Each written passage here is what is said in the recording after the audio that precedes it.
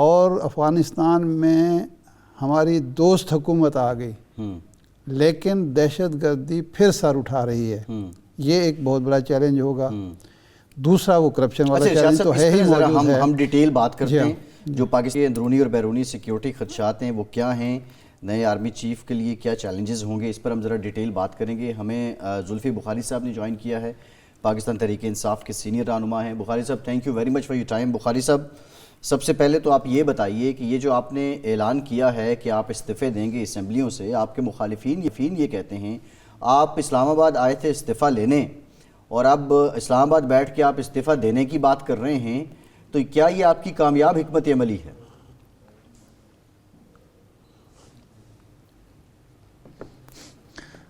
دیکھیں یہ تو پولیٹیکل جارگنز ہوتی ہیں۔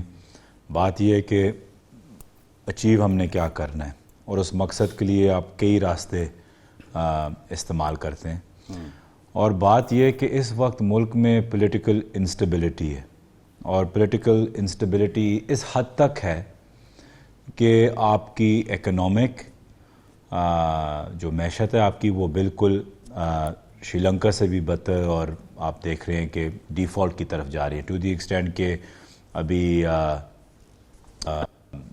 جو خود یہ کہہ رہے ہیں کہ جی کس طرف یہ ڈیفالٹ کیا 1 مہینے بعد ہے 2 مہینے بعد۔ تو پوائنٹ یہ ہے کہ آپ کو کتنا اس کو چلانا ہے۔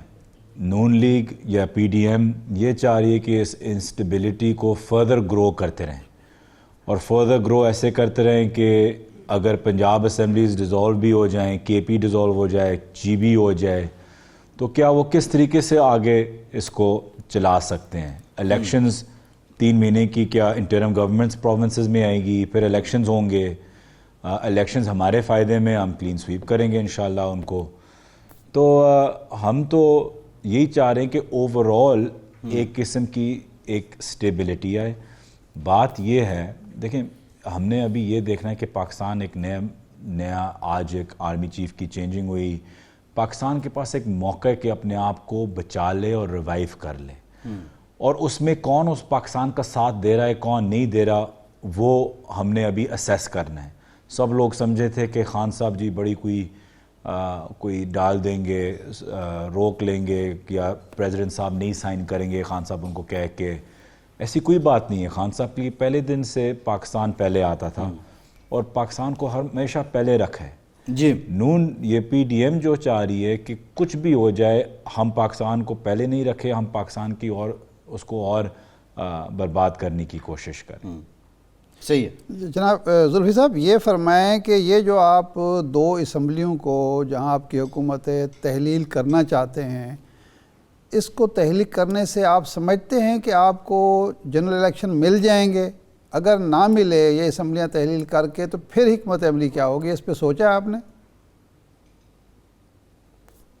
دیکھیں سر، اگر آپ کو نہ ملے تو جہاں تک مجھے سمجھ ہے قانون کی اور جو ہم سمجھ رہے ہیں کہ اگر نہ بھی ملے تو جیسے کہ میں نے آپ کو بولا کہ انٹرم گورنمنٹ آ جائے گی پروونسز میں 3 مہینوں کے لیے 2 مہینے کے لیے جو بھی ٹائم پیریڈ سیٹ کیا جائے، اس کے بعد جنرل الیکشنز ہوں گے پروونسز کے اندر، پروونشنل الیکشنز ہوں گے ایم پی اے سیٹس کے اوپر پورے ملک میں۔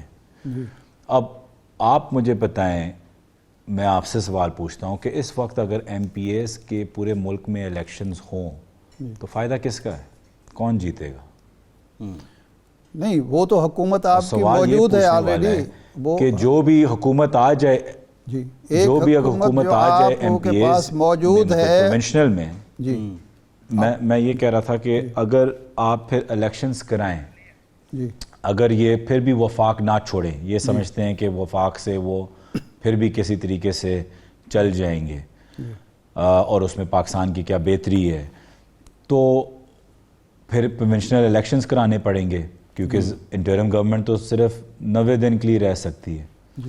تو جب پروونشنل الیکشنز ہو جائیں گے ہر پروونس میں، جنرل الیکشنز ہوں گے ہر پروونس میں، تو اس کا نتیجہ جو ہوگا، جو بھی رزلٹ اس کا ہوگا، وہ کیا 5 سال کے لیے ہوگا؟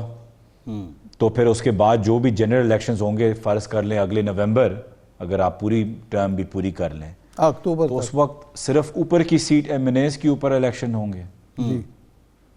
جی یہ تو ویسے جو آئینی قانونی بات ہے وہ ٹھیک ہے، لیکن بخاری صاحب آپ نے چینج آف کمان کی بات بھی کی ہے. آج ایک اور خبر آئی کہ فواد چودھری صاحب نے ملاقات کی ہے امریکی سفیر سے. ڈونلڈ بلوم جو ہیں امریکی سفیر، ان کے ساتھ 1 گھنٹے تک ملاقات جاری رہی اور سیاسی معاملات پہ بات ہوئی ہے. کیا امریکی سازش کا جو بیانیہ ہے اس پہ بھی آپ نے ریکنسائل کر لیا ہے اور اب آپ اس سے پیچھے ہٹ رہے ہیں اور آپ سمجھتے ہیں کہ اس کا آپ کو فائدہ ہو رہا ہے؟ دیکھیں، بات صرف پیچھے ہٹنے کی نہیں ہے اور بات صرف فواد چودھری صاحب کی ملاقات کی نہیں ہے. پہلی بات تو یہ ہے کہ پہلے دن سے خان صاحب نے بڑے واضح کیا ہوا تھا کہ ہماری کوئی دشمنی یا کوئی علیحدگی امریکہ ایز اے ہول نہیں ہے، یا امریکہ اسٹیٹ ڈپارٹمنٹ یا امریکن گورنمنٹ کے ساتھ.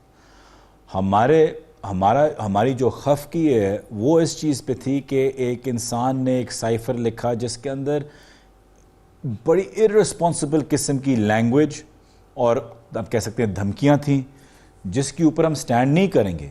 اب بات یہ ہے کہ پاکستان آج اگین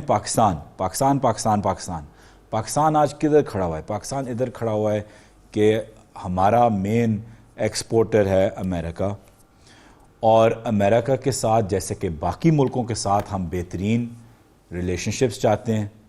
اب اس ریلیشن شپ میں یہ ایک ہرڈل، ایک رکاوٹ آئی ہے.